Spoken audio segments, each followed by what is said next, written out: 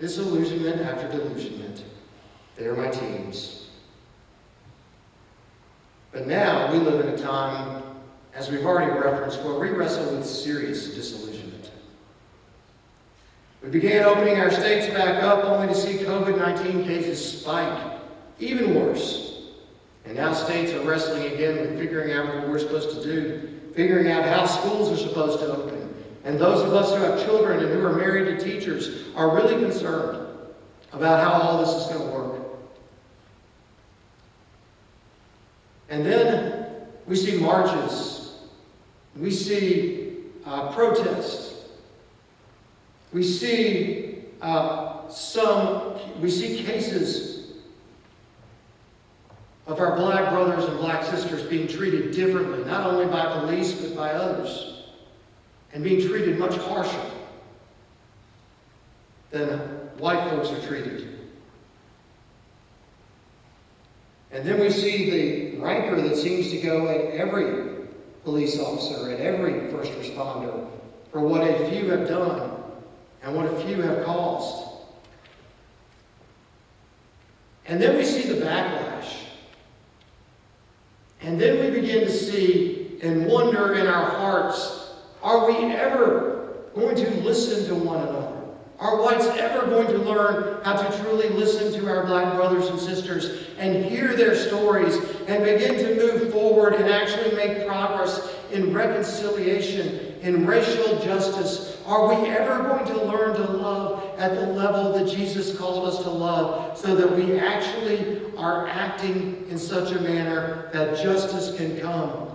Or will we grow too tired?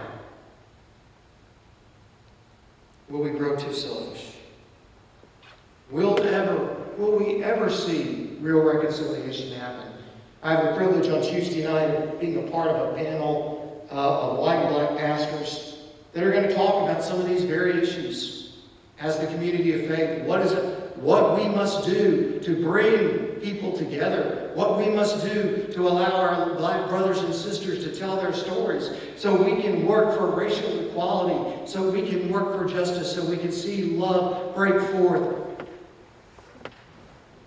But it seems like some disillusionment's happening, isn't it? Because things are going on, and we wonder, can real change happen? Both in hearts and in our culture. And then we look at our churches, they're opening their buildings for worship, that are trying to be as careful as they can, doing things like we are, trying to social distance, telling people that you even have to wear your mask when we're in worship, and even telling you that you hum in worship instead of sing. We're doing all of these things, and still there are churches that are having cases emerge of COVID so that they have to shut down again. And then you hear people all across our great United States of America, you hear people shouting at each other, creating division with one another. You hear people yelling at each other because some are doing this and some aren't doing that. And you sense the tension rising, the ugliness cascading, and you see all of this happening. We're becoming a nation of division, finger-pointing, and judgmentalism, and too often the church has joined the fray rather than preaching grace and practicing love. Too often we have been guilty of stirring the pot instead of entering into the pot the ingredient of love and grace. Once again, we have become more guilty. We have decided it's more important to be right than to be Christ-like. And then our nation is noticing. We are in a disillusioned time. You know, I think John the Baptist gets a bad rap in the story. People fault him for growing disillusioned and discouraged as he sits in a prison cell. How many of us sat quarantined in our homes, sheltering in place? Did any of us grow disillusioned or discouraged? I think we might know a little bit about what John the Baptist felt like, even if we weren't in a prison cell. Friends, becoming discouraged and becoming disillusioned is not a sin. It's how we handle it that becomes the sin. It's, do we allow it to overwhelm us and become the defining features of our life that we allow? Are we becoming ones who export discouragement and disillusionment to others? Or are we becoming ones who did what John the Baptist did and take our disillusionment and discouragement to Jesus? Now, he didn't go to Jesus himself. He's in prison. But he sent messengers to Jesus because he figured the only place I can find any healing, the only place that I can find a way through this discouraging season, this disillusionment, is to take my concern to Jesus. Now, Jesus knew who John the Baptist was. As a matter of fact, verse 18 tells us that all the things Jesus had been doing, John's disciples had already told him about what Jesus had been doing. He had already told John about the young man who was raised from the dead at Nain, about the centurion whose servant was healed, and the centurion's great faith. John the Baptist had already been told about Jesus' powerful and profound teaching, and he'd been told even about the man whose hand, who was shriveled up, was healed on the Sabbath. John the Baptist knows who Jesus is. He's heard what he has done, and he still asks the question, is this what we're supposed to expect? Or should we look for someone else? I actually think the question is a little different than what we've understood it to be. I think John the Baptist is asking, Jesus, is this really the right path? Is this really the way that you have called us to go in announcing your kingdom?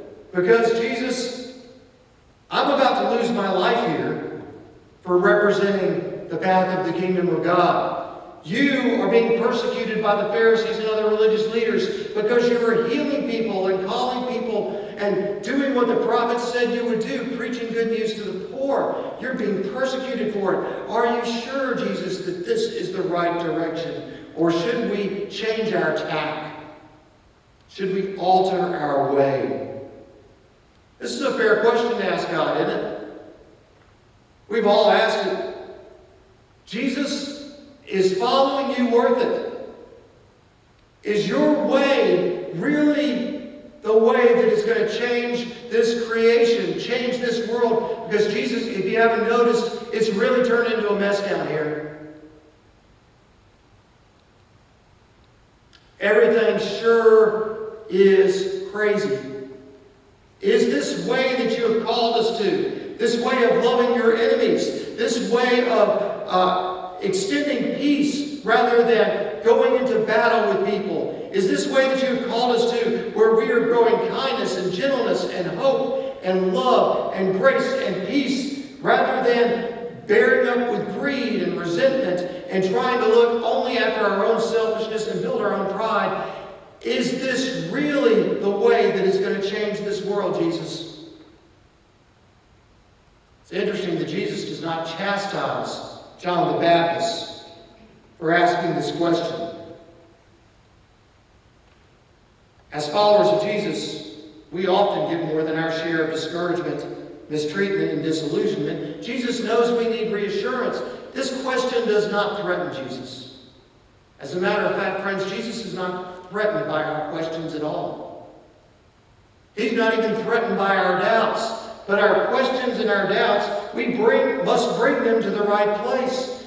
When we bring them to Jesus, He is faithful with those to minister to us, to meet us where we are with our questions and doubts, and give us the reassurance and the strength that we need to continue walking with Him. It's interesting how Jesus answers John the Baptist's question. He tells him what John the Baptist already knows.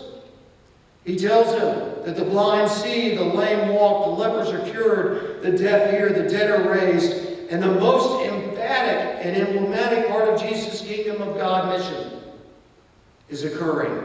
The good news is preached to the poor, to the ones who are forgotten, to the ones society has cast aside, to the one the religious leaders have ignored, to the ones that people have considered lesser for whatever reason. The good news is being proclaimed to them because God does not forget about anybody. If you listen closely, you can hear the echo of Jesus' mission when He announced it originally back in Luke chapter 4 as He preached in Nazareth. He laid out the plan in that ministry there for his Kingdom of God ministry, that the Spirit of the Lord is upon him to preach good news to the poor, the recovery of sight to the blind, to proclaim the year of the Lord's favor. And now Jesus says to John, I told you what I was going to do, and by golly, here's the evidence of God at work that we are doing it. It's going to change history, it's going to change our culture, and it's going to change eternity when you join up in the Kingdom of God movement. John, don't give up.